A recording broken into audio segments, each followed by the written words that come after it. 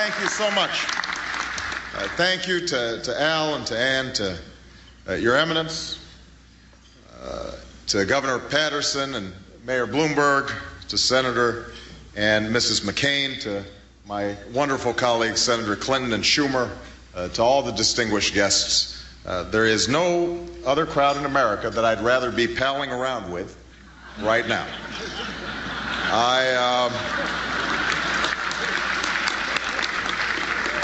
I'm sorry he couldn't be here. I do send regards to my running mate, Joe Biden, or as Senator McCain noted, he now actually likes to be called Joe the Senator. I was thrilled to get this invitation, and I feel right at home here because it's often been said that I share the politics of Alfred E. Smith and the ears of Alfred E. Newman.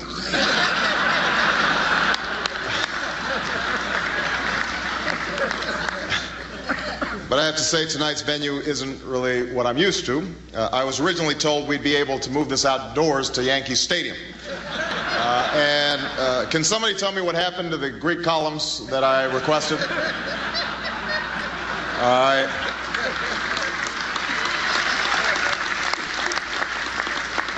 I do love the Waldorf Astoria, though. You know, I hear that from the doorstep, you can see all the way to the Russian tea room.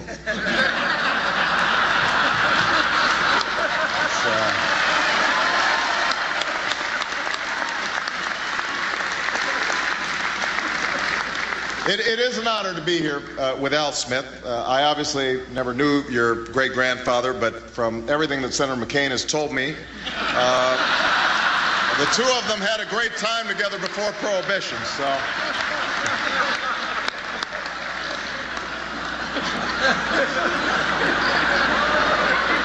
Wonderful stories.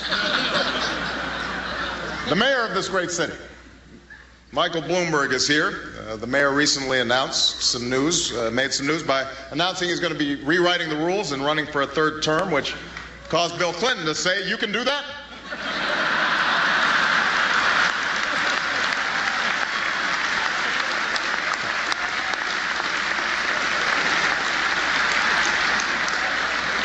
The president's better half, Senator Hillary Rodham Clinton, is also here. I'm glad to see you made it, Hillary. I'm glad to see that you made it because I heard Chuck Schumer actually try to tell you that we really did move this event to Yankee Stadium.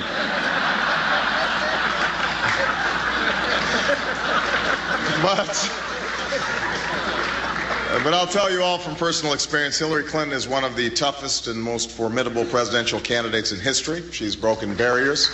She's inspired millions.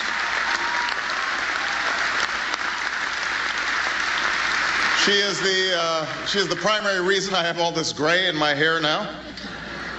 I am also glad to see that Senator Schumer is here, and I see that he's brought some of his loved ones. Those would be the folks with the cameras and the notebooks in the back of the room.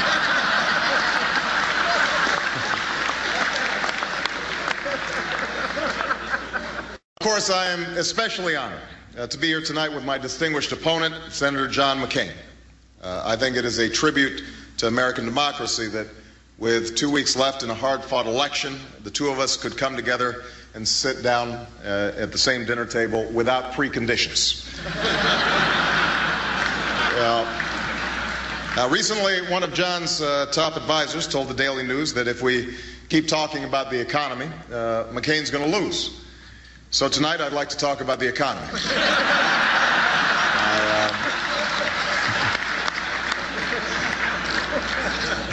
Given all that's happened these past few weeks on Wall Street, it feels like an odd time to be dressed up in white tie, but I must say I got a great deal. Rented the whole outfit from the Treasury Department at a very good price. Looking around tonight at all the gourmet food and champagne, it's clear that no expenses were spared. It's like an executive sale meeting at AIG.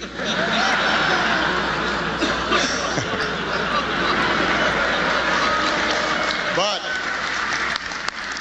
I don't need to tell any of you that it's been a scary time on the stock market with people losing their investments, their entire fortunes. It's gotten so bad, Bloomberg now has to take the subway. And while the collapse of the housing market's been tough on every single homeowner, I think we all need to recognize that this crisis has been 8 times harder on John McCain.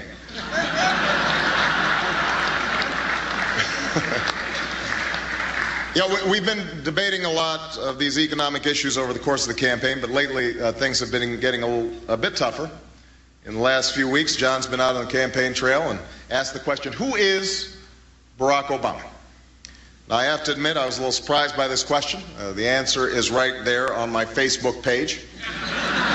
But look, I don't want to be coy about this. We're a couple of weeks from an important election. Americans have a big choice to make, and if anybody feels like they don't know me by now, let me try to give you some answers. Who is Barack Obama? Contrary to the rumors that you've heard, I was not born in a manger. I was actually born on Krypton and sent here by my father, Jor-El, to save the planet Earth. Many of you know that I got my name, Barack, from my father. What you may not know is Barack is actually Swahili for that one.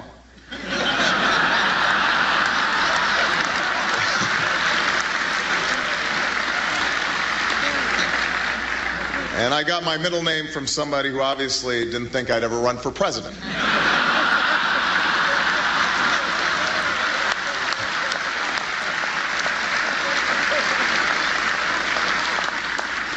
If I had to name my greatest strength, I guess it would be my humility.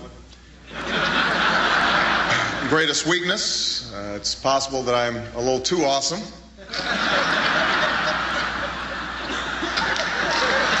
One other thing, I have never, not once, put lipstick on a pig, or a pit bull, or myself.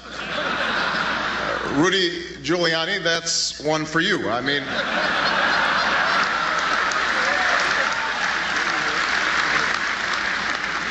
who would have thought that a cross-dressing mayor from New York City would have a tough time winning the Republican nomination?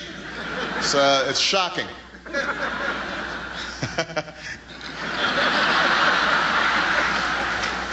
That was a tough primary you had there, John. Anyway,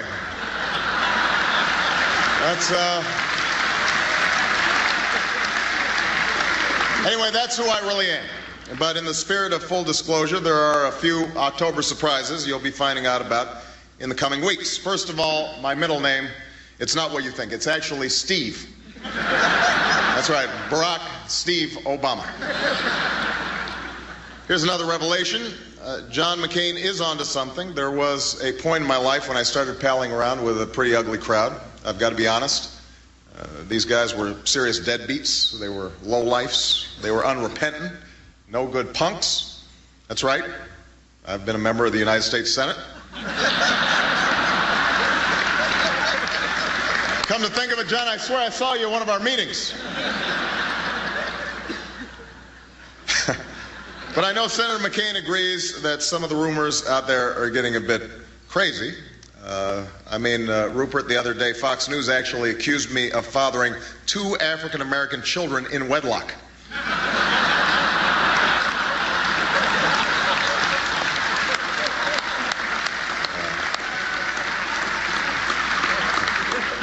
By the way, John, I'm just curious, is Fox News included in the media? Because I'm always hearing about this love. Just curious. Then at one of these campaign rallies, someone in the crowd started yelling, "Nobama," announcing to everyone in the room that I shouldn't be the Democratic nominee because there were far more qualified candidates. I really wish Joe Biden hadn't done that. But at least we've moved past the days when the main criticism coming from the McCain campaign was that I'm some kind of celebrity. I have to admit that really hurt. I got so angry about it, I punched a paparazzi in the face on my way out of Spago's. I'm serious. I even spilled my soy chai latte all over my Shih Tzu. It was really embarrassing.